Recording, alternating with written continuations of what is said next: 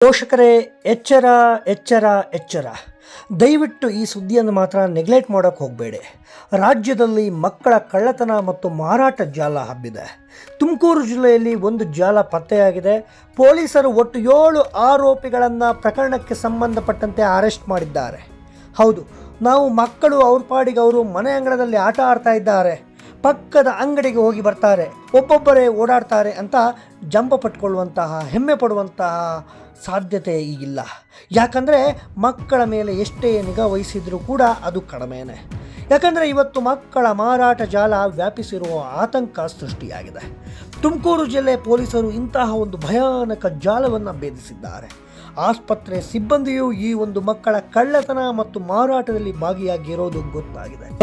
ತುಮಕೂರು ಜಿಲ್ಲೆಯಲ್ಲಿ ಮಕ್ಕಳ ಮಾರಾಟ ಜಾಲ ಪತ್ತೆಯಾಗಿದೆ.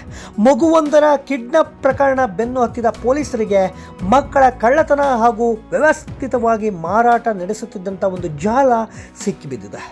SP KV ಅಶೋಕ್ ಅವರ ನೇತೃತ್ವದಲ್ಲಿ ತುಮಕೂರು ಜಿಲ್ಲಾ ಪೊಲೀಸರು ಮಕ್ಕಳ ಮಾರಾಟಗಾರರ ಹೆಡೆಮುರಿಯನ್ನು ಕಟ್ಟಿದ್ದಾರೆ, ಅವರನ್ನು ಅರೆಸ್ಟ್ ಮಾಡಿದ್ದಾರೆ. ಪೊಲೀಸರು ನೀಡಿರುವಂತಹ ಮಾಹಿತಿ ಪ್ರಕಾರ 9 ಮಕ್ಕಳ ಕಳ್ಳತನ ಮತ್ತು ಮಾರಾಟ ಆಗಿರೋದು ಬೆಳಕಿಗೆ ಬಂದಿದೆ.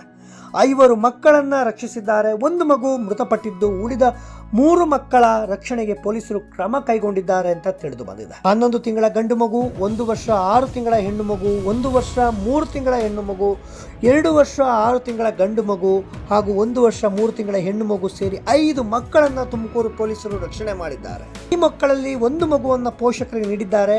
4 ಮಕ್ಕಳನ್ನು ಮಕ್ಕಳ ಕಲ್ಯಾಣ ಸಮಿತಿ ಆದೇಶದ ಮೇರೆಗೆ ದತ್ತು ಸ್ವೀಕಾರ ಕೇಂದ್ರದಲ್ಲಿ ಇರಿಸಿದ್ದಾರೆ. ನಿಮಗೆ ಗೊತ್ತಿರಲಿ, ಖಾಸಗಿ ನರ್ಸಿಂಗ್ ಕಾಲೇಜ್ ವ್ಯವಸ್ಥಾಪಕ ಮಹೇಶ್ ಯುಡಿ, ಹುಳಿಯಾರ್ನ ಮಹಬೂಬ್ ಶರೀಫ್, ಗುಬ್ಬಿ ತಾಲೂಕಿನ ಬಿಕ್ಕೇಗುಡ್ಡದ KN ರಾಮಕೃಷ್ಣಪ್ಪ, ತುಮಕೂರಿನ ಹನುಮಂತರಾಜು, ಮಂಡ್ಯ ಜಿಲ್ಲೆ ಬೆಳ್ಳೂರಿನ ಮುಬಾರಕ್ ಪಾಷಾ, ಮಧುಗಿರಿ ತಾಲೂಕು ದೊಡ್ಡೇರಿ ಪ್ರಾಥಮಿಕ ಆರೋಗ್ಯ ಕೇಂದ್ರದ ಗುತ್ತಿಗೆ ಸ್ಟಾಫ್ ನರ್ಸ್ ಪೂರ್ಣಿಮಾ N, ಶಿರಾದಲ್ಲಿ ಸ್ಟಾಫ್ ನರ್ಸ್ ಆಗಿ ಕೆಲಸ ಮಾಡ್ತಿರುವಂತಹ ಸೌಜನ್ಯ ಬಂದಿದ್ದರು. ಇನ್ನೊಂದು ವಿಚಾರ ನಿಮಗೆ ಹೇಳಲೇಬೇಕು.